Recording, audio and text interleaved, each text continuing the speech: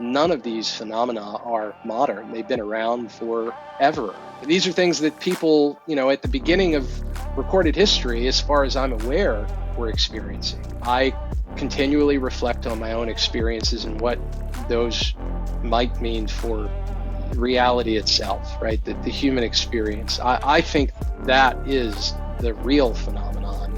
And all of these other things are incredibly interesting. Don't get me wrong. I mean, I've had close encounters with craft in the sky. I've had encounters with what people would refer to as ghosts. I've had poltergeist activity where doors are slamming and shaking and cabinets are opening and closing. I've experienced that stuff. But again, all of those are really intriguing. But I ultimately think the answer here is consciousness itself.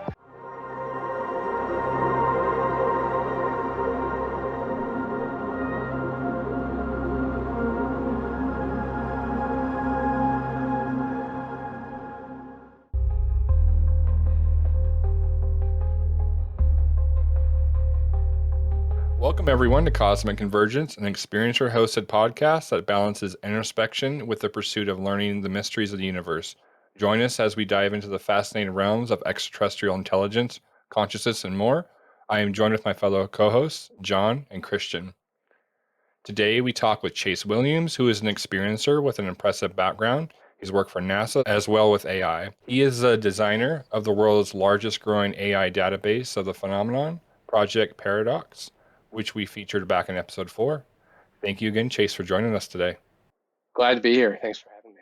Since we chatted with you last, and also I know we all chat individually and kind of on the daily of how we're all doing. What has been new with you? What have you come across about the phenomenon? Well, pretty much a lot of the normal day-to-day stuff. Paradox, Project Paradox, and viewers can check that out. I think it's a part of my name here, discoverparadox.com. That's coming along. There's a lot of database integration and development that has to occur. That's currently underway. It's really turned out to be incredibly complicated. So I'd say for the past 3 or 4 months, it's been working through the programming on the back end and also integrating a lot of the stuff with the LLM for the viewers. Again, like Daniel so nicely mentioned, Project Paradox is intended to be the world's largest integrated database of phenomenon-related experiencer reports, academic papers, studies, anything and everything that's related to the phenomenon, and the phenomenon being literally everything that people consider extraordinary, paranormal, supernatural. So ghost encounters, UFO encounters, out-of-body experiences, really the whole gambit of everything that is considered unusual. And we've already really discovered quite a few interesting emergent patterns that I hadn't discovered in my own, individual research. And John's partner, Melissa, has been an incredible help to going through and finding more resources for Paradox on the back end. I think that list is up to, we're over 2,000 items now on that list. It's wild because, I don't think people realize there are millions of websites on this stuff. Millions and millions and millions of websites. So this effort could literally go on for probably the rest of our lives unless we integrate some more automation. But out of the 2,000 and the other sources that we've pulled in since the beginning of the project, my estimation is we're right around 50 million individuated reports. And you have to remember, we're pulling from websites like Reddit, where there might be 2,000 reports on one thread. So, there's quite a bit out there. But I think it's going to be really valuable for the public once it's launched. I don't think there's a tool like it. I know for sure it's going to be the best mapping website, the best visual representation of the data, in all shapes and forms that might take. So, where somebody that's interested in UFOs or alien abductions or NDEs might go and look for a resource on the web, you can find lots of maps. A lot of them are outdated. A lot of them aren't kept up. But the main thing is all of them are missing millions of data points, millions and millions of data points. And another big oversight in ufology, especially, but elsewhere as well, is the historical data points. So as language changes, it's more difficult to determine if someone's talking about something that a phenomenon that we consider modern. But the truth is, as all of you know, none of these phenomena are modern. They've been around forever, ever. These are things that people, at the beginning of recorded history, as far as I'm aware, were experiencing. So that's kind of the big thing on my part. As far as experiences go, I continually reflect on my own experiences and what those might mean for reality itself, right? The human experience. I think that is the real phenomenon. And all of these other things are incredibly interesting. Don't get me wrong. I mean, I've had close encounters with craft in the sky. I've had encounters with what people would refer to as ghosts. I've had poltergeist activity where doors are slamming and shaking and cabinets are opening and closing. I've experienced that stuff. I've had orbs right off of the ground in front of me that were 3 feet, 3 feet in diameter, glowing, luminous orbs with witnesses. I've had the CE5 experiences that I think I shared on a prior video with you guys. But again, all of those are really intriguing. But I ultimately think the answer here is consciousness itself. I don't know if I've shared this in my prior interview with Cosmic Convergence, but something I integrated into my research 5 years or so ago was dimethyltryptamine, because I realized that a lot of the trip reports included alien abduction accounts, out-of-body experiences, aspects of near-death experiences, and entity encounters. So after reviewing all the things that one would if they're not familiar with DMT, is it harmful? Can I die from it? Where do I get it? All this stuff. I'll say that I went to a country in which it was legal to do this. I integrated it into my research and I actually took DMT myself. And that proved to me that we don't die, that we are immortal, eternal entities that perceive after and before death. I had the life review experience that so many NDEers talk about having. I've seen it pull me out of my body. I've hovered over my body before as a orb of energy or something. I've encountered entities that I refer to as the creators that were literally terraforming part of a planet in front of me, as if it was a game on a computer. I mean that easily. It wasn't that they were planning it; they were literally reshaping mountains. And I've had them talk to me too. I've had telepathic experiences that way. And after, I don't know, seventh or eighth experience with DMT, after it's out of the body, right? For viewers that don't know, DMT stands for dimethyltryptamine. I'm talking about the variant NN. Many people talk about ayahuasca. They talk about chenga. They'll talk about 5-MeO DMT, and all of these things are related to NN DMT, and that it's the same methyl group. The molecule is very similar. Many people, on the web and on the street, when they talk about 5-MeO, they call it the God molecule. NN-DMT, dimethyltryptamine, is referred to as the spirit molecule. And typically, this is a natural substance that's in almost every organic thing on the planet. There are studies that show that we absolutely do manufacture it in our body. Most people believe that it's manufactured in the head.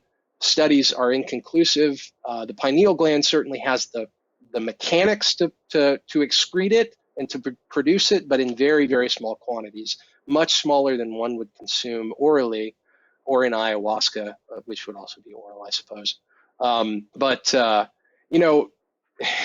It's metabolized by the body very quickly, which is why people like Grant Cameron refer to this as the businessman's drug, or whatever he calls it, because you take this and it will take you out of your body if you take enough, and you'll have incredible experiences that seem more real than this reality. There are trip reports that include telepathy between partners in the room that are taking DMT. There are trip reports that include inhabiting other bodies because they had the intention to feel like it was what it might be like to be John. And then all of a sudden, they're in John's body, and he's right there. There's a lot of crazy stuff that's reported with DMT. But what I was getting to is, just to clarify, it's not habit forming. You can't die from DMT. You can't OD from DMT. And there are effects that can last after this is already metabolized, which is what I was getting to. I had an experience where I walked out of my bedroom after doing this, and it's gone and back to normal. Can drive a car, absolutely, completely back to normal. And an entity peeked out of the wall. My cat looked at it and then looked at me and looked back at it, and it smiled at me and went back into the wall. No idea. It was just a black figure. I could see eyes, I could see a mouth, and just black.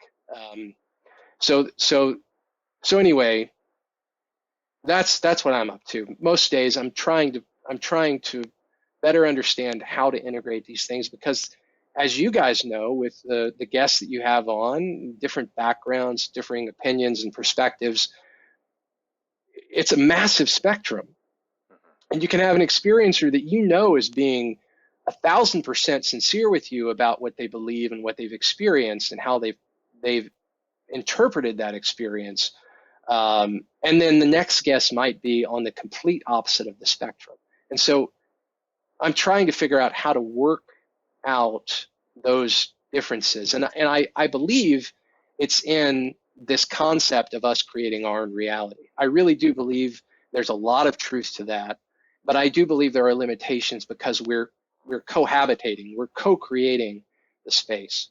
That's what I've been thinking about while I'm building Paradox. And I hope that Paradox can help to prove a lot of these things, or at least support these hypotheses. Maybe they turn into formal theories, and we go somewhere with them.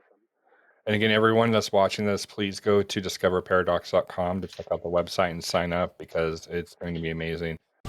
We're pioneering the world's most expansive, phenomenon-based database and research platform. Imagine a single gateway that harnesses the collective intelligence of our world. A portal that compiles every encounter, every academic study, and the full spectrum of data concerning remarkable phenomena. Meticulously curated and interconnected through advanced artificial intelligence, our platform transforms scattered information across the web and in physical print into a cohesive matrix of knowledge. Paradox aims to bring all this content into one searchable, dynamic database. We're not only hosting the world's largest collection of phenomenon-related content, but also helping empower our users to find critical connections between diverse topics, from UFOs and alien abductions to near-death experiences and reincarnation reports.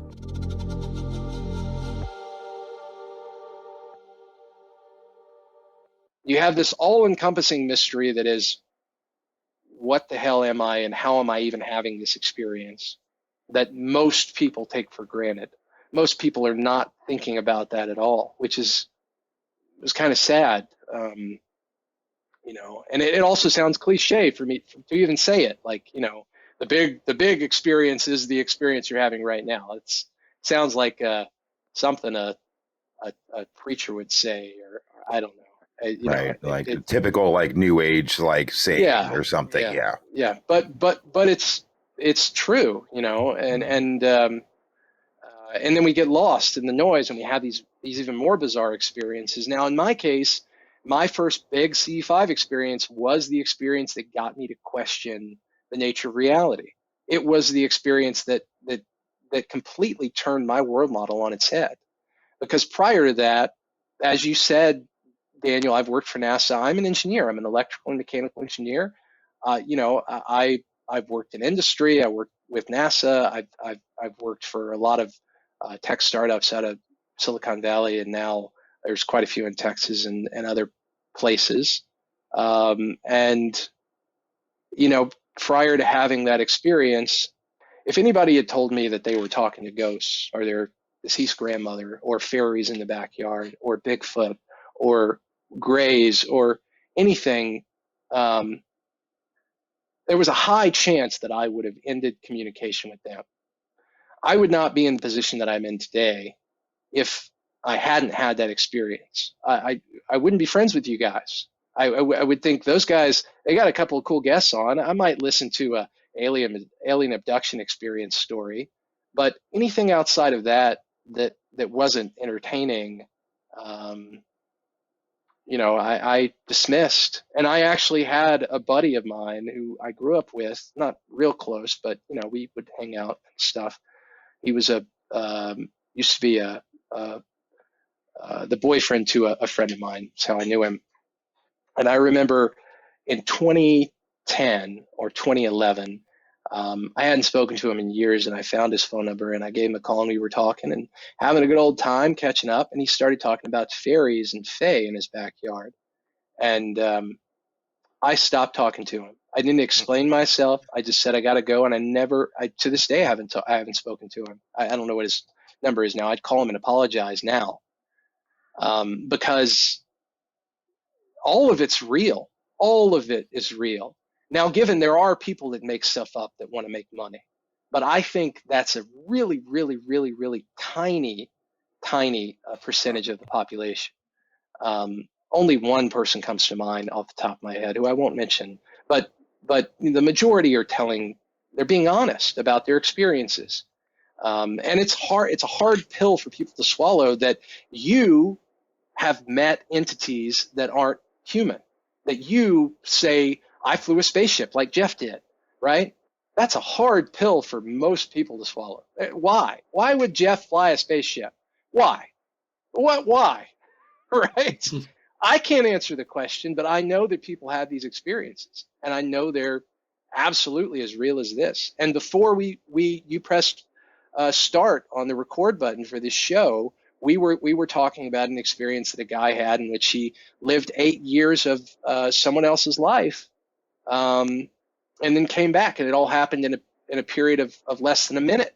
And every minute of 8 years he experienced, to the point of where he questioned his sanity and went to seek medical help and had a job and had friends and started a band and knew how to play the ukulele and all kinds of stuff.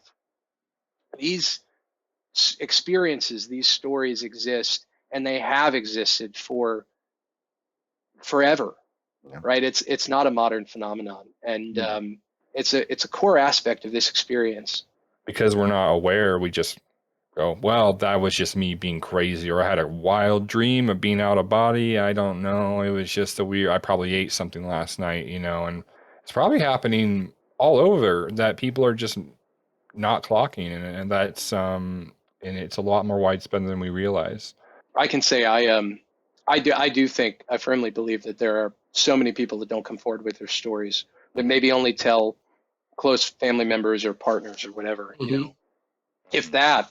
Because all of this stuff, really, so much of it is so far removed from what the majority, will accept as even possible. I think is part of it's not a problem. And this is another thing that I have a real problem with, is so many experiencers talk about there needing to be change.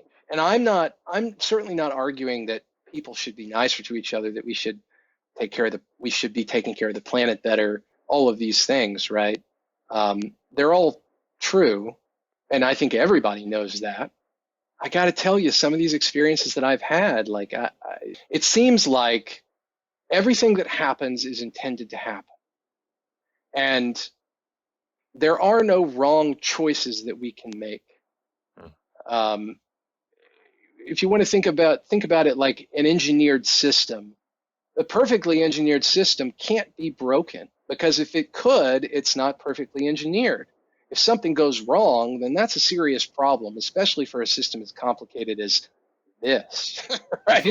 So I really struggle with that narrative, and there's so many different narratives that fall within that general theme, but I struggle with that narrative that ETs are here to fix us, or that we need to be fixed, or whatever. I believe there are narratives on purpose, right? you can be interested in Nike apparel, like all about Nike or whatever, pop toys or anything, right? Like we all have our own things, our own stories, our own noise that we're into. John's got this incredible video game collection, right? Like we all have our stuff. And I don't think there's anything wrong with having our stuff, but I do think that these narratives that people talk about are just an extension of that stuff. I have trouble with the idea that we need to be fixed, because if that's true, then I think there's a serious problem. But then maybe that's why I don't, I wouldn't be surprised at all if I turned into a pigeon or whatever, a paperclip. Oh, I'm a paperclip. All right, I guess this is, what are you going to do? You're a paperclip, or anything. That's your experience. I sound like a crazy person. And I've known abductees that knew they were abductees, that had all the classical symptoms, signs, and experiences of abductees, that also had the same kind of perspective. Like, when you talk to them, they were just like, yeah, of course that's how it is. Like, duh. And then they just go on about their regular day, and you're going, what the fuck? Like, sorry for the language, but you're like, it's, and they're like, yeah, it's, that's reality, whatever. Well, how do you guys think this works from so consciousness is fundamental. We all come from consciousness. We all go back to the field, right?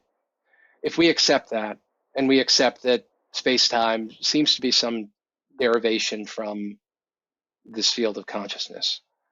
So there is this concept of thought creating reality, we creating our own reality. There is some truth there. When you're in the physical form, your radius of influence is limited. Groups have larger radiuses of influence.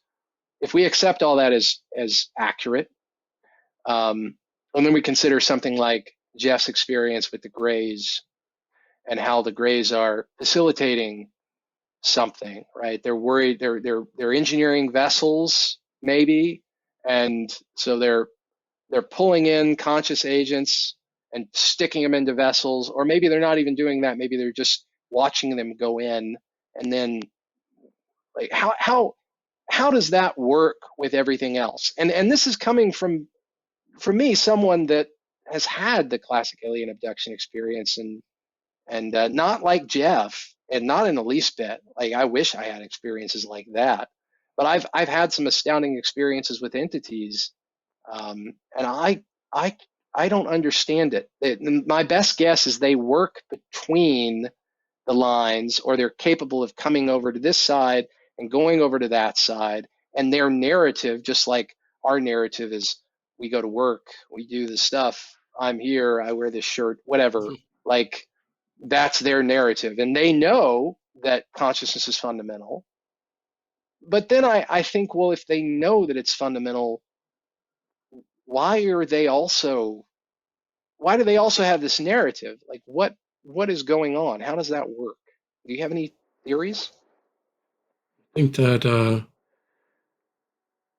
well, the way I start to think about it is that, let's say a civilization got to that level of understanding, which we seem to be getting to that place of understanding, because we have so many people having those trip experiences on DMT, ayahuasca, all of that, having similar experiences that near-death experiencers are having, and people who don't know a lick of this stuff coming back from that experience, sharing with all of us that, yeah, what all these other people are saying is actually accurate, that's what they showed me, that consciousness is fundamental.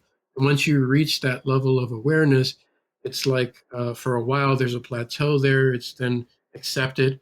And but imagine what our society would look like if we worked and did everything with that level of understanding as a complete and total fact. Like, we know it's a fact now. How would that influence our technology, our AI, which has to do with the question I was going to ask you? But what would a society with that level of understanding look like? How would they view the world? How would they view each other? Would they be warring, understanding that, we're all part of this consciousness, and then when you hurt somebody else, you're hurting yourself? Like, it changes a lot of things in your philosophy and how you view everything. And I think that that's why it seems so weird to us, because we haven't fully yet, at least collectively, I know some of us already are grasping this and we understand a bit more, but we haven't, as a collective, fully admitted this is true. You have one side that now we have this we call filter theory, that the brain is more like a tool or like a radio that's receiving signals from outside of itself, which is what near-death experiencers are reporting. And interesting because, like, even I forgot his name, he's on TikTok, but he mentioned that there's a document from like the CIA or whatever, and that these craft are like submarines, but not going underwater in that sense, but submarines into other realities based on frequency. Mm-hmm. Everything is resonating at a particular frequency. In Earth, or this dimension where we reside, is a much denser frequency. It's a little slower. That's why we experience things the way we do. And this submarine craft lowers itself through those frequencies to finally get here. But it's this weird, like you were saying before, this intrinsic connection to everything that makes everything that sounds so weird possible, like Bigfoot and all these other entities and other realms, Fae, and all of that stuff.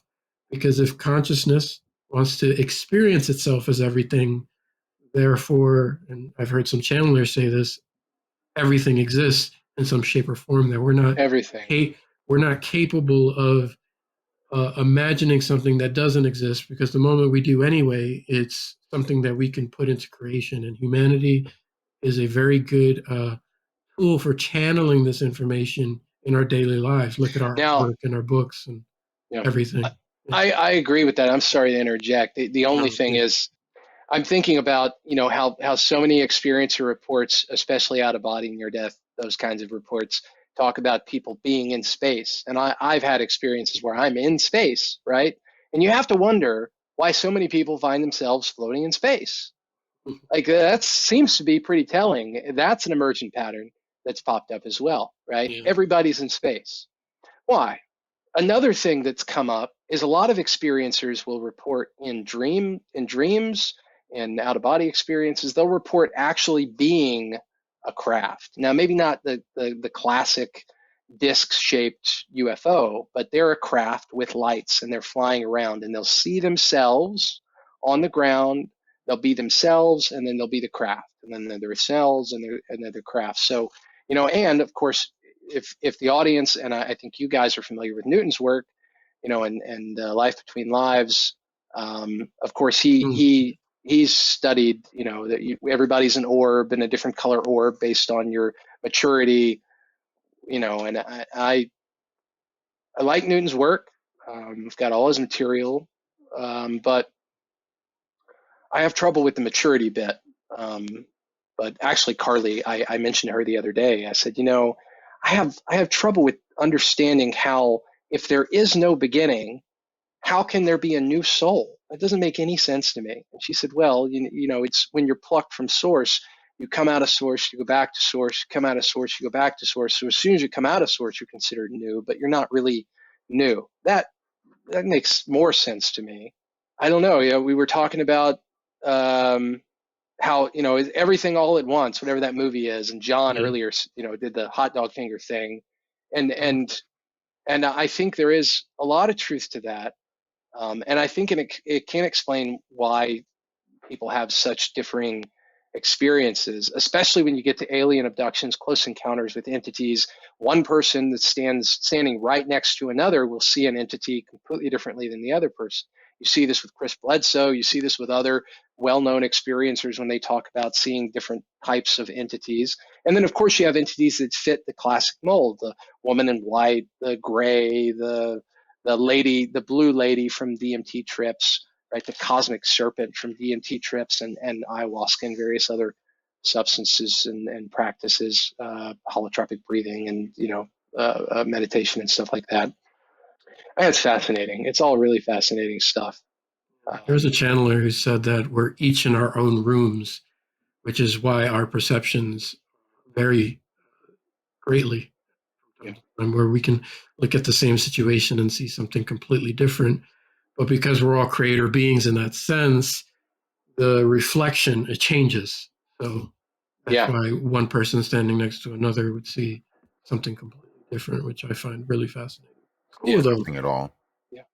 Or nothing at all. I mean, Alyssa's seen a face come out of a wall before. And Really? yeah, oh yeah, like less than 2 feet away from me, and we were next to each other, but I didn't see it. It's very, I believe her, of course, but it's very subjective. So it's subjective to the experiencer, but yet Yeah. you can have mass sightings. Mhm. So I mean, what is the intent? What is our intent? And what is any of this stuff?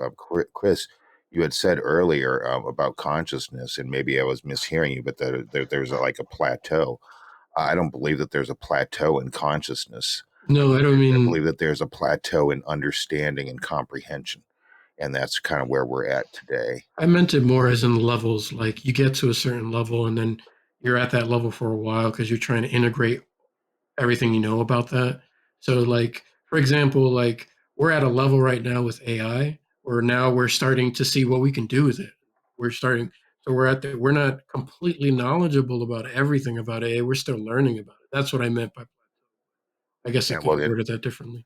that's fine. But AI is learning from us, and if you look at it, microcosm, macrocosm, we're learning from other entity groups and other dimensions, from our own It never dimension, stops. whatever have you. Never stops, and they're learning from theirs, and they're learning from theirs, and they're learning from theirs. And there's a lot of talk about the New Age spiritual community about returning to source. You never return to source, and if you think about it, you've never left source.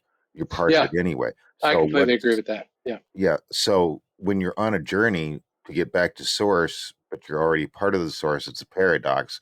And all you're really doing is just learning and experiencing. And that never stops. It's like, I mean, from our human life, whether we live to a ripe old age or Yeah. whether we die at any random time, you're still learning up to that point. Yeah. And that just continues forward and forward. Um, what do you time has been really coming up a lot, and I know that we've all kind of experienced like missing time as far, and so it's like is would you think that time is Chase? Would you think that time is really a construct of our own perception and just an illusion, kind of? I know that's a very vague but general question, but it just seems that a lot of times when discussing things with experiencers, whether it be through a DMT trip, ayahuasca, stuff like that, to whether it comes down to like Melissa going outside and seeing a light and what I'm seeing in the kitchen, and there's a little bit of missing time there. Do you think it really exists? Like, honestly, like, obviously it has to, because again, we're having such an influence of time on us, not just mentally, but physically. Yeah. And I just wonder if, like, through that mass kind of consciousness, if we were all to try to kind of focus on it, like I've been saying lately, hey, if we all focused on, lack of a better term, alien races existed and that they visit Earth, and we really focused on that as true reality, they'd be like, oh, look, they all noticed. The government would be like, oh, well, that plan of keeping this in the dark didn't work at all. And then we would just have like much more immediate contact, and Yeah. we'd be elevated like that. And so it's kind of like the same thing, to where it's like we're using time as our own restraint Yeah. on reality.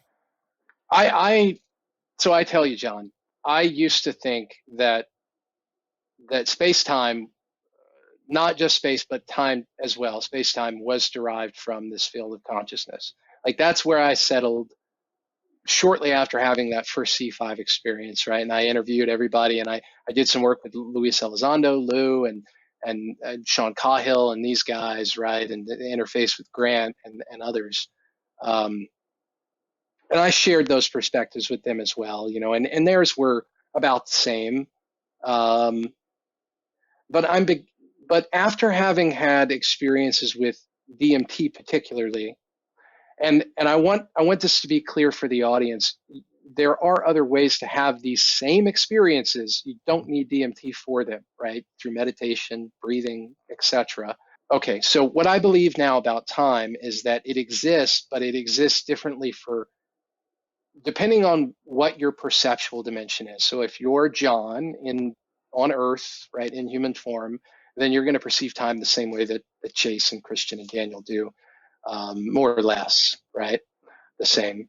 But I know, having been on the other side, especially with that life review experience, that time was passing for me, and that I could tell a story in the moment if I'd wanted to, right? So there is a way, because if time's not passing, you can't tell a story, right? It's Correct. just or whatever it is. So some form of time was passing, but not the same way. You could jump into John at 18 or John at 84 or John at 37 or whatever if you wanted to. And not only relive the experience and have the same thoughts, relive the same thoughts, the same feelings, the same emotions, but every single thought that we have, those that we can't recall in the day to day, like I could do a really poor job of summarizing my day yesterday for the audience and for this group. But on the other side, everything is crystal clear. Every single thought, every single molecule of air that passes across your face, like you will be able to recall all of that in the most minute detail that exists. And not only that, but experience things from the other individuals that you interacted with in those moments in time, from their perspectives as well.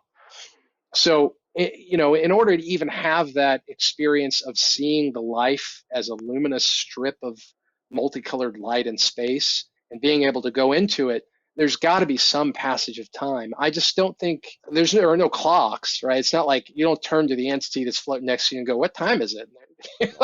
That's not a thing. But And they'd say now. now, right? Yeah. Right. But so I think it exists, just in a different way. And I know that's Yeah. No, it's something that fine. others have said. No, it's fine. It's like, Yeah, I think about my dog or my dogs and our yeah, cat. right. Okay. But my dog specifically, I have to go to work and the dog is freaking out, doesn't want me to go. And it's sweet. And it kind of breaks my heart a little bit, of course, because I love all creatures, especially ones that belong in our family. And, but when I get home, at time comprehension to that dog is no different than if I go to the corner store for 9-10 minutes to get a pack of cigarettes and come home. Yeah, It has no comprehension of the lapse in the length of time, whether short or long. It's their perception. So it's all kind of about it's very much based on perception. And I hmm, just wonder because the dog doesn't know, to my knowledge, doesn't know the concept of time, and yet right. it still seems to be forever. So I mean, it's Yeah, odd. It's almost like it's a perspective a perspective cage that we put ourselves in. Yeah, a plant, just like a human or any other creature, we're born anew and then we slowly deteriorate, during a natural life cycle, and then we move on. But as we all believe, we're not just one life cycle; hmm, we're repetitive. So it could each life cycle could be the equivalent of waking up one day and going to bed the next, if right. we really think about it, right? Yeah, And I every think day we're that's new. the animal point that you're making, John. I think is really really great, and I don't think many people think about that as much as they should. So the way that a bee, something that moves really really quickly, right? As opposed to a turtle that moves really, really slowly. The way that they perceive time is completely different than a human being. So a bee or a fly, housefly, moves really quickly. It perceives everything much more slowly than we do, which enables it to move out of the way if you try to swat it with your hand. A turtle, on the other hand, sees everything happening much more quickly than we do. And so I've always thought, if I was able to make a set of glasses that could help individuals, humans, perceive the world as different animals, right? If you could just click the button, I'm a dog, I'm a bee, whatever, Like, I think that would be really eye-opening, you know, in such a way that, you know, it would bring to attention that the reality that we perceive is much more complex, and our physiology limits us from perceiving everything. And, you know, and you can turn to people like Dr. Donald Hoffman, The Case Against Reality, right? He's come out, he's trying to revise, they've revised Darwinian evolution to include this concept that what you see is not base reality. They don't know what base reality is, but they know that a species can't evolve if it perceives base reality. It'll just die. It's too complicated. There's too much stuff going on. You wouldn't be able to put your keys in the car or get dressed or procreate or anything if all of that was, you know, if you were seeing the Wi-Fi signals in your house and Right. we'd be lost. Like the movie Lucy, when she's in the car and Yeah. she's seeing all the cell phone lines going down, you know, kind of like the Matrix code. Yeah, you'd Yeah. just be like, "Duh," and you Yeah. wouldn't be able to get anything done. It'd be like, you know, if Right. you had to focus on breathing every time, you had to focus on every heartbeat, Yeah. you wouldn't get anything done because you'd be spinning with the heartbeats. So, not to cut you off there, it's just, No. it's mind numbing for a reason. And, you know, as much as I've tend to find out, and I don't know if this is the same for you, and then I'll let one of my other co-hosts go to it. That, of course, as I've said before, the more that I think I know, I find out the less that I know. And when it comes down to answers, there really are none. The answer is you're really going to find is within yourself, meaning how do you translate it? How does it affect you? How are Yeah. you going to put that out? And that we can seek and seek, and that's part of the human experience is to seek, of course. But that deep down, we're not really. I don't feel like I'm really human. I don't feel like I'm anything else. I'm just a soul in the human experience right now, and so I'm perceiving things as a human would. Civilization, everything, you name it. But as far as like comprehension and consciousness and stuff like that, we're never going to really, at least on the human level, I don't think we're ever going to have all of the answers, let alone at any level are we going to have all the answers, because the universe is infinite, and so all possibilities and all answers are infinite. Even these And, smart, even the beings mention that. right, but it's the journey, again, going back to the, you know, returning to source, returning to the one, whatever phrase you want to put it, it's the journey, not the destination. There's a few things that you guys reminded me of that I wanted to talk about, and one of them is that the destination. I will say, I don't think you guys, I think you guys have heard it before or familiar with it, but for the audience, when it comes to DMT, another aspect of people that have experiences with this, or the um, core aspects of the compound itself. The leading global researcher, right, the person that's the global expert on this, his name's Dr. Andrew Gallimore. He's currently working out of Japan with university there, but he works also with University of London and their psychedelic research division, as well as many others. He co-authored a paper with Dr. Strassman, who is the well-known PhD, or actually, I think he's an MD, he's not a PhD, of the Spirit Molecule, the book, and the documentary. And what I was going to say here is, when it comes to DMT, what DMT does is it breaks down your world model. So he knows, he's a neurophysiologist and a chemical pharmacologist. That's what Dr. Andrew Gallimore is by trade. So what he's doing is he's studying how these different, forgive the puppy in the background, he's time to go outside. He studies how these substances affect the brain. And what really stuck out to him about DMT is that DMT changes the default mode network, the world model that you have in your brain. Now, there's no reason physiologically or neurophysiologically why the world model would change, because the world model is built from the experiences that we have as we grow up. So you learn about the floor and the ceiling and the sky and your feet and all these things, right? And that's the world model. You know how to differentiate between green and red, between whatever, boy and girl, between whatever, right, plant and dog, and that's your world model. And what it does is it builds a new world model. If you have a breakthrough with DMT, there is a new world model in place, which makes no sense at all.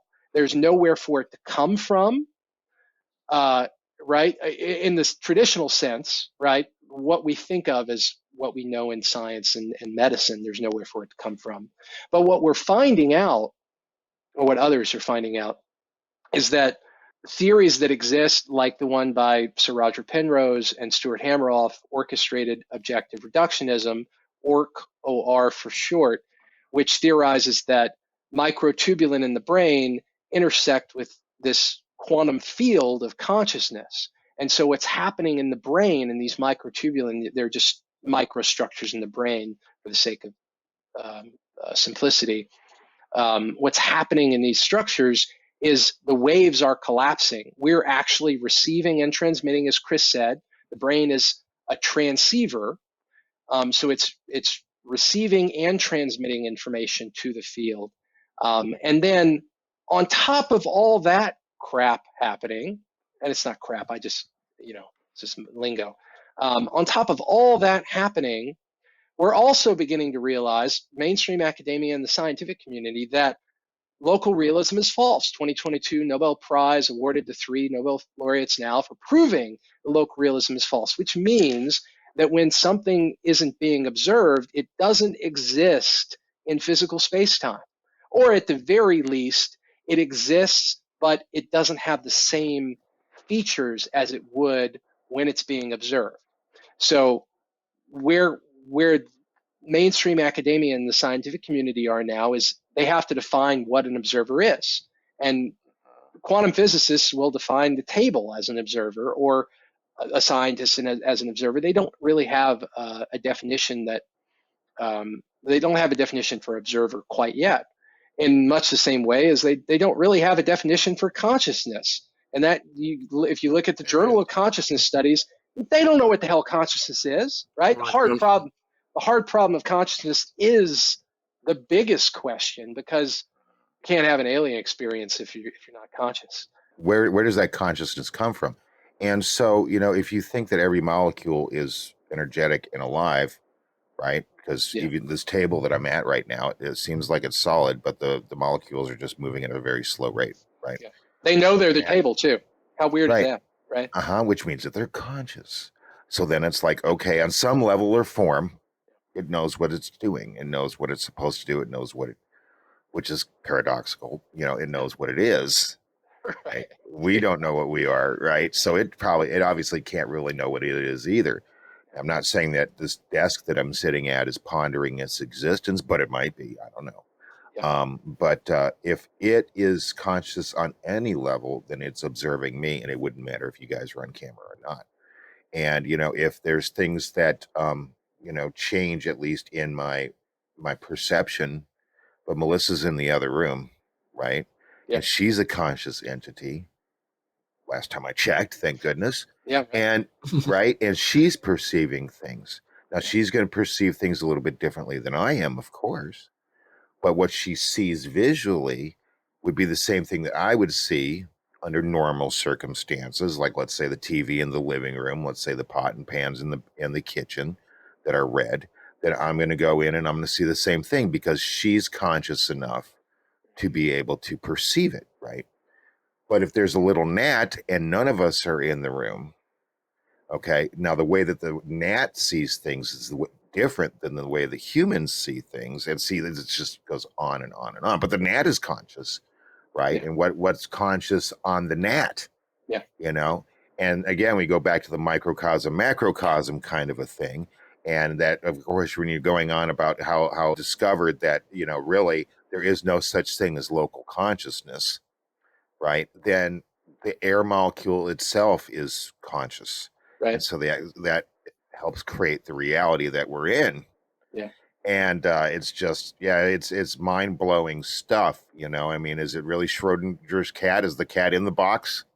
Or is it not? I think it's is it dead in the box? Yeah. Is it alive in the box? Right. I mean, these are questions, again, where I don't think we'll ever really know the answer, but it's part of the reason why we're here is to explore those things. And when we Yeah. explore those things, and this is at the skeptics and debunkers, and I don't have a problem with skeptics because we should all remain skeptical no matter what we hear. And even what we experience, we should investigate it ourselves. But with the debunkers, it's just, well, they're stuck in that programming mode that they were raised in when they were raised as a little kid about what reality is, and and all that stuff, and their parents raised them that way, and their parents raised them that way, and it's this vicious cycle of programming of what is the cultural norm on reality. And so going back to what you were saying before, if we were like with DMT is like shattering that mold, right? What is up could be down, what is left could be right, and everything else in between. It really makes you wonder that if we didn't, it makes me wonder at least, that if we didn't have these structures set in place, if not by ourselves, then by something else that is having us run this maze, if you will, if we'd be, it's just hypothetical, we'd probably be more advanced than where we're at today. And it just seems like when we hear about the UFO community and information coming out, it's like, can't put the genie back in the bottle, can't put the toothpaste back in the tube.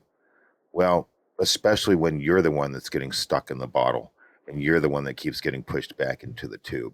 And so, I'd suggest that, I haven't experienced DMT yet, but, people should explore things, of course, wisely, and doing definite research in it. Not things like this should not be done willy nilly. No. You're talking about the breaking of the essentially the breaking of the walls of reality through DMT, and LSD can do kind of the same thing.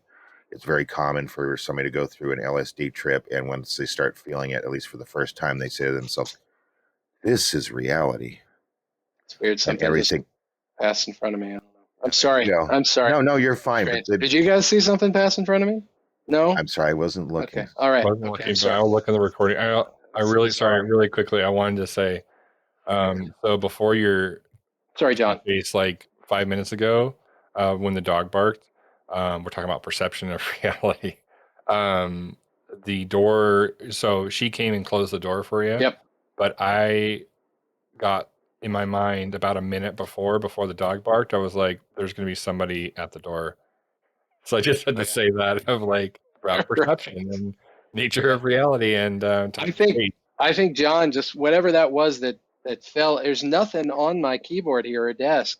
Something descended in front of me that was about the size of a dime. I don't know. And the phenomenon has been known to do that. Yeah. The phenomenon has been known to do that, where things just manifest, and then you look for it and it's not there. I mean, it's just we'll one of those look things. over that footage, Chase, and see if I can see anything. Yeah, that's really strange. But anyway, sorry about my rant. No. I'm enjoying it. No, not at all. I completely agree. I think this seems incredibly complicated, and I don't believe that we can completely understand it while we're in the human form. And for that matter, I don't think we're intended to. I think that's the reason why we can't remember the past lives that so many people have talked about having, and I'm confident those exist. That's an aspect of reality I've experienced. I've shared with you guys, experiencing being other people. University of Virginia has thousands, and Dr. Ian Stevenson led thousands of cases of child reincarnation. We see it today, especially with social platforms like TikTok, where people can, just turn to their child that says, "I was this guy that died." And then actually track down the family and find all the places and stuff. Yeah, absolutely. That's the children. You've got a birthmark because they were shot in the face, so they've got a birthmark there, or whatever the case might be. Absolutely. And that ties into the medical phenomenon of people getting transplants and having memories from the and all that kind of stuff, which is a very real phenomenon as well. Mhm. But it's peculiar when you start talking about molecular consciousness, because then therein comes this thought about Donald Hoffman's case against reality, and well, there is no brain unless somebody's looking at it. The brain doesn't exist. The body doesn't exist. We don't exist. So maybe the molecules in the table materialized upon observation however we should define observation, right? And then they say, okay, I'm a table. And then you turn away and every other observer turns away and then the table is not a table anymore. I don't know. But that would also mean, yeah, I don't know. Yeah, it's very Again, deep. it's This a paradox. kind of this It's unknown. Well, kind of leads to. Yeah. Oh, sorry, go ahead. No. well, I just wanted to say, like, I think that is why it is both a frustrating to be humans and having this experience and having this limited experience, but also it gives us a certain scope of understanding and the details of the limitations of what these different aspects of our reality is and this experience that we're having. And then, like, do we, when we move on from our bodies, do we take that? I was listening to uh, Whitley Strieber. He was being interviewed by New Thinking Aloud. Do the visitors take our experiences, like when they're having these interactions with us? Are they like somehow feeding, or like there's this like siphoning of these human experiences? And is it something that they're taking, or is it something the universe is taking? Like what is the definitions? What's the frameworks of our interactions with them? And then that opens up a whole other can of worms of not just, like you talked about was it Chase? You said explain them as like the caretakers or like the gardeners of, like they're helping formulate and evolve life right through the universe. But what are they then? What's their motivation for understanding reality? So if they're potentially outside of space time in a multi other dimensions or different things, what is their goals for understanding reality? What are the struggles that they're trying to figure out of understanding that they can warp out of space Yeah. and time and be able to um like it just opens up a whole slew of questions. And For that matter, are they even really that? Do they even really care about Right. the mode of consciousness, or are they just going with the flow? Like, Right. have right, they decided that the best way to find answers is to just go with it? It's like so many of my experiences here at home with Melissa or separately on my own is when I didn't try to force it and I just like, okay, just opened myself up, just come to me. What is, and what happens. And most of my experiences and any knowledge that I feel that I've obtained has just come freely rather than trying to put it in a construct or put it in a box. It's always outside that box. So I mean, as far as we know, I'm not saying I fall into, but I, I I find myself asking a lot, like how much more of consciousness do they understand? And I'm sure that there's some that understand more than I do, and there's some that Yeah. understand less than I do, and there's some that just don't give a damn at all. But maybe they just kind of go with the flow. So it's just so many things that are hypothetical in all of this, but that's part of the Yeah. fun of it too, is just to kind of like look at it and ponder.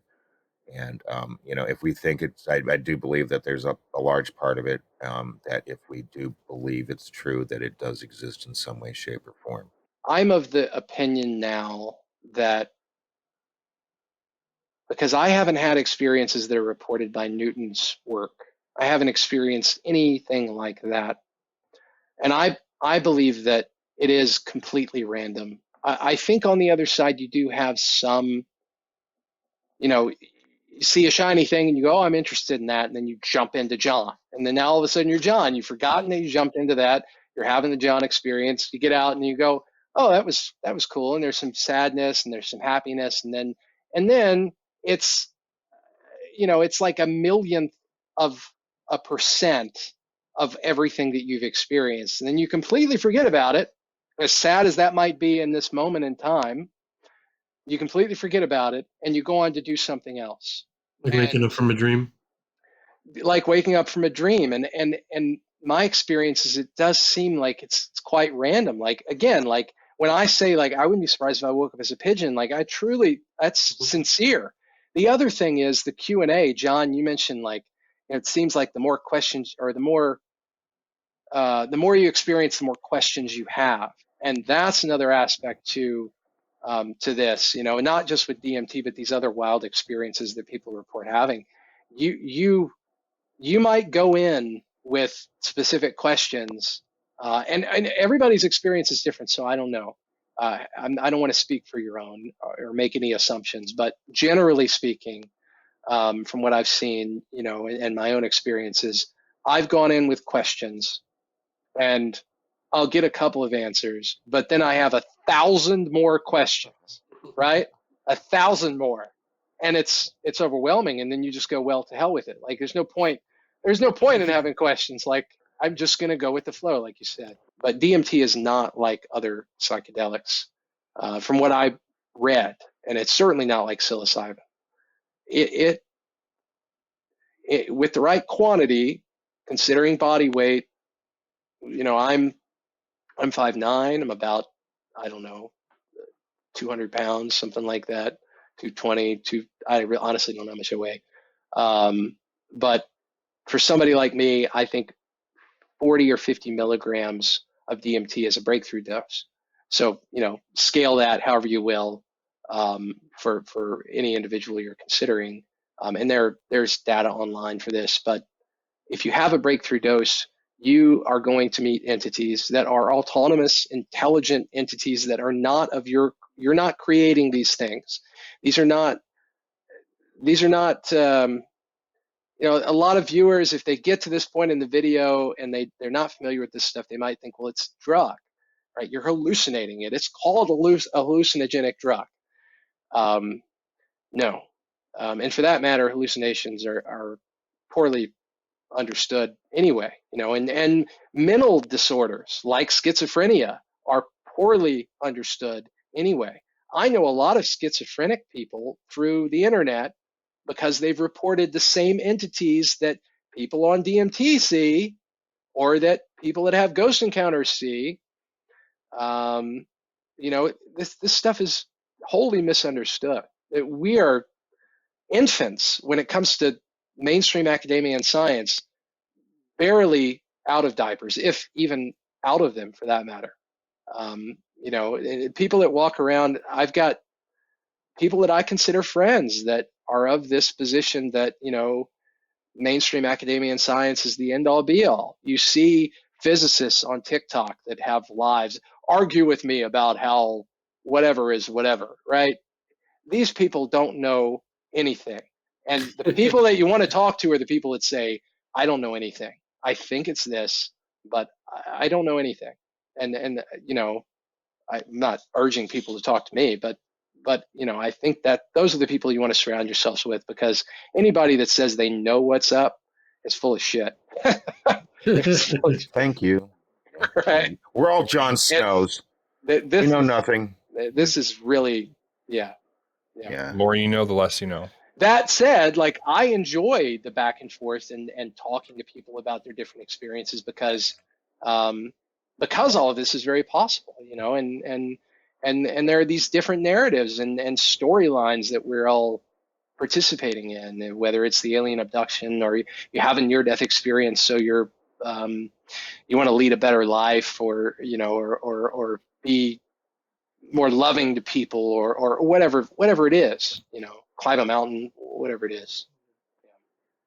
And Chase, I had a question for you. Well, I'm going to mention a statement first, I guess, and then it leads up to the question. But one the interesting facets of abduction cases, and you hear also like Jeff in that episode where he talks about the craft and that connection to source and everything being alive, is that the beings tell a lot of the abductees, or the abductees are made aware that everything is alive and that we haven't collectively understood that yet.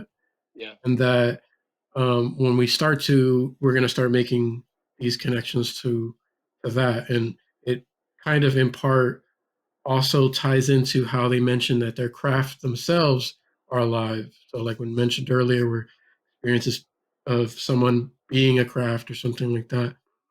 And, there was a channeler who mentioned that when we get to that level of AI where it's an actual consciousness, that we will have mechanically developed a way to communicate with what is referred to in the spiritual community as our higher selves. That part of us that's always there but remains outside of the physical body, that there's only a piece of us in these physical avatars, um, and that, and then somebody asked him, well, how can you know that you have a true AI then? Like, and he said, easy, ask it about death, because it'll be able to tell you the answer. And when it can answer that question, then you have it. So my question is, what are your thoughts on the potential for AI to achieve a form of consciousness or self-awareness? And could DMT experiences provide any insight into this? And you can hypothesize, of course. Yeah, yeah, that's interesting. The last bit's really, that's a curious question. Um, so, I'll say, first of all, I'm not a leading AI researcher. I have uh, kind of like a graduate certification from MIT in AI and machine learning.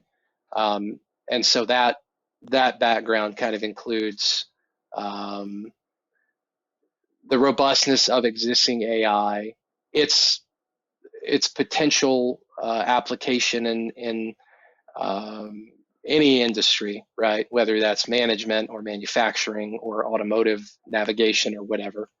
Um, and there's some really powerful, robust, reliable, narrow artificial intelligence.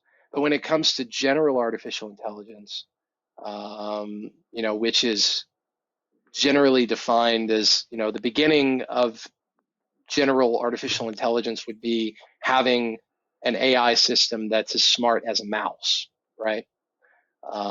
So the mouse knows how to navigate the environment. It knows how to seek out the things that it needs. It knows to avoid death, usually.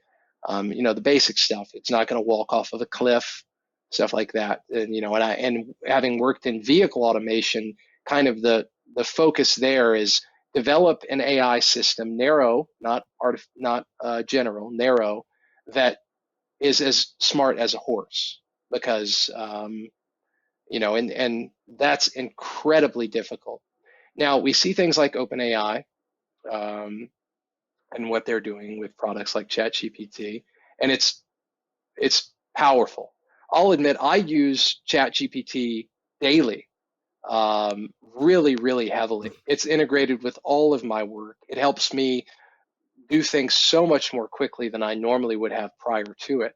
But the level of sophistication and getting to that general artificial intelligence is, I don't think we're going to see that for a while. I know that OpenAI has announced, or they've made public their list of kind of classifications, right, and where they expect to be. And employees have said, we think we're going to have general artificial intelligence in a year or 2 years or 5 years, pretty soon, though. Maybe. If we're going to tie into this conversation that everything is conscious because there is no separation, then our computers now are conscious, but being able to interact with them in the same way that we interact with a human being, and have those deep connections and have that understanding and not get into those situations where the AI goes, I don't know what you mean, or you tell it one thing and it gives you something else, that's related to the word but not the actual use of the word. Because I've been interacting with these narrow systems for a while, and you'll ask them a question and they'll hallucinate. They call it hallucination in AI, right? Which is just making stuff up. So I'll say, give me a list of I don't know, school districts in the state of Texas that use crossing gates on their buses, whatever. That's just an arbitrary thing I pulled out of my head, and it'll make stuff up, and I'll go, did you just make this up? And it goes, yeah. I go, don't do that. Stop making stuff up, right? And it goes, oh, okay, I'm sorry. This is the factual data. I just researched. Okay. Um, I don't look. Bottom line, though, to answer your question, because I feel like I'm going off on a tangent. That's I okay. think that we'll get to general artificial intelligence at some point, and I do believe that it will help us answer these big questions, some of them. But I also think we'll get in. We'll when we get to that point, and it says, you know what, ghosts are real. Consciousness exists as a field. There is no death, not really. or whatever it ends up telling us, I think we'll get to a point where it'll go, I don't know, can't answer that question. That's a mystery too, right? Because I don't think some of these things can be distilled down and articulated through language. And what we hear from a lot of experiencers that have NDEs or out of body experiences or whatever is that through a lot of these telepathic communications, and I actually just heard somebody on a TikTok before we jumped on this call together, and she was talking about extrasensory perception and how it was all in feelings and how packed into these feelings there's all of this data. And I can tell you through DMT and some of these telepathic experiences that I've had, when you get when there's communication, it's like that. It's like there's a million things in one word or a feeling. There's no need for you, Chris, to have to expand upon this thought if you're trying to describe to us how you're feeling, right? And how you're feeling is incredibly complex. It's not I'm just happy or I'm just sad. Like there's 100 million things happening inside of you at any given moment, and those feelings are so deep and intricate. All of that can be and is communicated telepathically. So I don't know if does that make sense. I don't think. I've even felt that before. Yeah, Like certain kinds of communication, it feels just exactly how you described it. Yeah, so I don't think AGI can ever get to that point, artificial general intelligence. But I think it could probably tell us, like, something else exists. I've met entities before that told me essentially what you said, like we're studying you to better understand consciousness. So I was trying to, in listening to your interview with Jeff, think about my own experience in that way and how that might be the case. Because what would you study if you were so more advanced, right? You're not concerned about nourishment or planetary health or being kind to each other anymore. You're not concerned about any of that stuff. So what would it be that you would spend your time on? And consciousness, some aspect, something about the nature of consciousness, whether it's facilitating consciousness, working in between, like I theorized earlier with the quote unquote grays, or something else. That's what it would be. And my experience with the terraforming kind of thing, they basically told me that's what we're studying, and we learn more about consciousness in these experiences that you consider extraordinary with craft or entities. Like those moments in time, how you react to them, what you do, tells us more about the nature of consciousness than the normal stuff. Now, those entities, I don't know what they were. They might have been what people refer to as grays. They might have been something else. I honestly couldn't tell you. I know they were there. They were humanoid, but that also might have been a projection of my own. And I couldn't see them. So you see how language is failing me right now. I said they were humanoid, and then I said after the fact, I couldn't see them. That doesn't make any sense at all. But it will.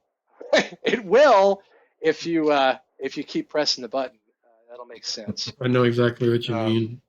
That's some of my experience. You just have that, for lack of a better term or phrase, I just say it. You just have this knowing that is like matter of fact. It's strange. Like I could see things in that moment in time, but they weren't something I could see. I just knew they were there. The same thing with the life review experience, right? So typically what's described in the typical DMT experience is you take it in and you go into what people refer to as a waiting room. For me, this feels like a shoebox that has plants in it, and it's got a second story I don't know why I describe it as a shoebox, but I go into this space before I take off. And so I'm in this space. I can look around. I can feel it. And then I go off. And then usually what happens is I pass, and others describe this as well. You pass multiple realities very quickly. You might see the rise and the fall of societies over the course of what seems to be 5 or 10 seconds. You might perceive millions upon millions of people going about their lives on this planet, on other planets, very quickly, and then you settle somewhere. If you break through, you'll settle somewhere. And I settled in outer space, and there was an entity that was maybe, I don't know, I'm trying to use a language to describe it, but maybe 50 yards away from me, floating there in space. I could kind of perceive an outline. And the entity told me telepathically, I actually don't know how to articulate that. But what the entity showed me is it pulled all of my memories and experiences out from me. It was like, let me have these for a minute. And it threw them into a void in space. So some kind of rip in space time. Everything goes out, and I'm just left there as a perceiver. And the point of that was to show me how this is just one aspect of the experience. It's not the experience. This is like, people often compare this to playing a video game, right? The avatar and the player. That was kind of the point. It was like, you're not the avatar. Just want to remind you, you're not the avatar. And while these experiences might seem really significant and valuable and everything, and they're also not. So let's just put them over here. That was the first of a few experiences like that with entities that I could perceive, but I couldn't perceive. And then of course I've had these experiences with entities that were very perceivable and very much there, just as much as you guys appear to be in front of me right now. And the same thing is true with environments, and yeah, I think at the very least, DMT can help you understand that you're eternal, and I think that's why people like Gallimore and Terrence McKenna and Dennis McKenna and that guy and his brother, it's why they advocate so much for psilocybin and maybe not so much for DMT, but of course Terrence pushed DMT a little bit. I feel like if everybody did it, it would start to change society. Especially for people that are suffering with anxiety, depression, PTSD. I think, psilocybin, DMT is gonna wake you up real quick. You're gonna go, oh shit. Yeah, it's exciting, but it's also something that you've got to respect, and you hear people talking about, especially now since it's everything's so social and online, like some people take this really lightly, and they even sell vape pens, right? It's got the e-juice that's DMT. I remember watching a guy walk around Toronto smoking one of these DMT pens, and the whole time I'm thinking like, how? And he's looking at buildings, and the buildings are changing. And I'm like, why are you outside right now? Like, get away from the water, go lay down somewhere. Like, I wouldn't. I'd be. That seems crazy. It cheapens it, and it makes it's disrespectful. It's and unresponsible as well. Yeah. Potentially dangerous doing it like that. Yeah. Every experience we'll ever have through the rest of infinity is going to have this mystery to it, and this constant quest for, it's like we're all Indiana Jones all the time. How fucking cool is that? Yes. That's pretty cool. But just behind another door is another discovery, and you're just like, amazing. And as soon as you think aliens aren't real, they show up at your house, right? As soon as you think, maybe, I don't know, that goes against what I was saying earlier, but therein lies the complexity of this stuff. You know what? You guys can email me at my my personal email address is fine. I'll give you one that I've had for a while. It's eq1725@gmail.com. You can email me directly there. And of course, you can, if you go to discoverparadox.com and you sign up for updates, you're able to email me through MailChimp, I think is the backend email provider there. So you can email me directly there as well. Yeah, I'd love to connect with additional individuals that are interested in the phenomenon or Project Paradox, or anything really. Yeah, Your TikTok happy is to connect. Morpheus, right? Your TikTok is That's right. Morpheus. And That's I right. encourage everybody to look Chase up on TikTok. He's got some great mind expanding videos that are well worth your watch. And that's how we all kind of came across Chase. And we're very I don't know. I feel like it was just a privilege to be able to find you and for the guys to introduce me to you. And that's it. There's no one quite like you, Chase, and I just love you so much, brother. You Ditto. bring so much to the table, and we need more Chases out there. But Well, I don't know about that. personally, I feel the same way about you guys for well, sure. sure, but I'm really glad that we connected, and yeah. happy to have the friendship and opportunities to talk about this stuff. I started all this on TikTok because I just wanted to connect with more like-minded individuals. Unfortunately, you have experiences like these, and you can't really talk to most people in your day-to-day lives about this stuff. I mean, you can, but they'll walk away from you pretty quick. Yeah, I just want to point Yeah. out that as far Yeah. that you're always genuine. I feel that you're very genuine about your thought processes, what you really think about it. You don't you don't hold back on it. You're just being very authentic. And I think that if people want to contact somebody, then they're really inquisitive about everything that we've talked about and more. And I would just suggest going to some of your TikToks, again, it's Morpheus, and then Morpheus. just communicate with you through there because again, you're just very genuine and authentic, and that we need more of that for sure. Less obfuscation within this topic, and more just, hey, I don't know what's going on, but this is what feels right to me, kind of a thing, and bouncing around of ideas that's adaptable as well. And as far as Paradox goes, we all know out there, we've experienced other people that are doing other things on other websites and stuff, trying to control the narrative. And I'd have to say this, that with Paradox, you're not going to have anybody in there that's going to try to withhold information from you, Nothing. researcher, whether That's you're right. a debunker or That's whether right. you're a believer or you're in the middle. It It's all always in is going, it's all in there, and it will not be compromised in such a way like Wikipedia is. Absolutely. Yeah.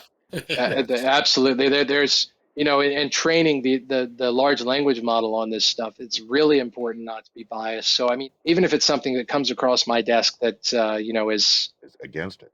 against what I think, or I look at it and go, I'm not going to exclude it. It goes into the model always. It's got to be that way. We can't exclude these things, and I will say, obviously we've had conversations internally that aren't broadcast about our opinions of people, and some people that we think are, we all have to consider all this stuff. It's Yep. all sounds crazy, I mean, again, you haven't seen a UFO up close. Most people are going to think those people that say they have are crazy. And then you see a UFO up close and you go, okay, that's real, but alien abduction is not crazy. That's crazy. And then you have an alien abduction, you go, okay, well, that's real, but ghost encounters. And then your grandmother comes to you and you go, okay, well, and it just keeps going. Fairies, Bigfoot, out of body experiences, traveling to Mars. Like, you had Jeff on, he's talking about Venusian cities, right, that are in different dimensions. That's come up. That's an emergent pattern. I don't think I mentioned, and I know we're wrapping the show up, but people talking about there being different dimensional civilizations in the solar system has come up over and over. And thank you for sharing some of your experiences and your advocacy on many things, including expanding of your own personal consciousness through psychedelics, namely DMT. And again, for also putting out a disclaimer that, hey, we're not saying that you have to do this in order to have any of these experiences. We all have our ways that are either similar or different from each other, to which we can obtain that, but that it is on some level for each individual obtainable. Right. And that's very important for people to realize. So you might be like, oh, they're just a bunch of druggies. No, that's not what we're talking about here. What we're talking about is not the key to the door. Please like, share, subscribe, and follow us at Cosmic Convergence on YouTube, Spotify, and Apple Podcasts. We're also on TikTok. And please join the group and be able to comment and share your experiences. And again, thank you so much for everyone for joining us today. Thank you, Chase. Oh, of course. Love you, brother. Love you, brother. Thank you.